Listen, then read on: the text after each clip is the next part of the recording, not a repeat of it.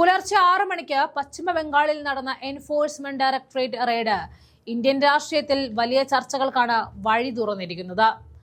തൃണമൂൽ കോൺഗ്രസിന്റെ തിരഞ്ഞെടുപ്പ് തന്ത്രങ്ങൾ ആവിഷ്കരിക്കുന്ന ഐപാക് എന്ന സ്ഥാപനത്തെ ലക്ഷ്യം വെച്ചായിരുന്നു ഇഡിയുടെ ഈ നീക്കം. വാർത്ത അറിഞ്ഞ ഉടൻ തന്നെ മുഖ്യമന്ത്രി മമതാ ബാനർജി ഇതിനെതിരെ ശക്തമായ ഭാഷയിൽ രംഗത്തെത്തി. രാഷ്ട്രീയ എതിരാളികളെ നേരിടുവാൻ കേന്ദ്ര സർക്കാർ അന്വേഷണ ഏജൻസികളെ ചട്ടുകമാക്കുന്നു എന്ന ഗൗരവപരമായ ആരോപണമാണ് മമത ഉയർത്തുന്നത്. ജനാധിപത്യപരമായ പോരാട്ടത്തിൽ പരാജയപ്പെടുമെന്ന് ഉറപ്പുള്ളപ്പോഴാണ് BJP ഇത്തരം പിൻവാതിൽ തന്ത്രങ്ങൾ പയറ്റാറുള്ളത്. തിരഞ്ഞെടുപ്പ് പ്രവർത്തനങ്ങളിൽ സഹായിക്കുന്ന ഒരു പ്രൊഫഷണൽ സ്ഥാപനത്തിന് നേരെ ഇത്രയും പെട്ടെന്ന് ഇത്തരമൊരു നടപടി ഉണ്ടായത് രാഷ്ട്രീയ പകപോക്കലിന്റെ ഭാഗമാണ് എന്നാണ് മുഖ്യമന്ത്രി വ്യക്തമാക്കിയത്. ഭരണഘടനയും നിയമവ്യവസ്ഥയും കാറ്റിൽ പറത്തിക്കൊണ്ട് പ്രതിപക്ഷ ശബ്ദങ്ങളെ അടിച്ചമർത്താനാണ് കേന്ദ്രം ശ്രമിച്ചുകൊണ്ടിരിക്കുന്നത്.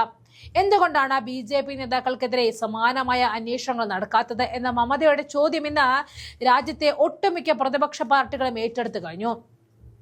കേന്ദ്ര ഏജൻസികളെ ഉപയോഗിച്ച് സംസ്ഥാന ഭരണകൂടത്തെയും തങ്ങളെ പിന്തുണയ്ക്കുന്നവരെയും ഭയപ്പെടുത്താമെന്ന് ആരും കരുതേണ്ടതില്ല എന്നും നിയമപരമായും ജനകീയമായും ഇതിനെ നേരിടുമെന്നും മമത ഉറപ്പിക്കുന്നു. ബംഗാളിന്റെ മണ്ണ് ഇത്തരം ഭീഷണികൾക്ക് വഴങ്ങിക്കൊടുക്കില്ല എന്ന കൃത്യമായ സന്ദേശമാണ് ഈ പ്രതിഷേധത്തിലൂടെ മമത നൽകുന്നത്. ഒരു വശത്ത് വികസനത്തെക്കുറിച്ച് സംസാരിക്കുകയും മറുവശത്ത് അന്വേഷണ ഏജൻസികളെ വിട്ട് വേട്ടയാടുകയും ചെയ്യുന്ന രീതി ഫെഡറൽ സംവിധാനത്തിന് വലിയ ഭീഷണിയാണ് ഉയർത്തുന്നത്.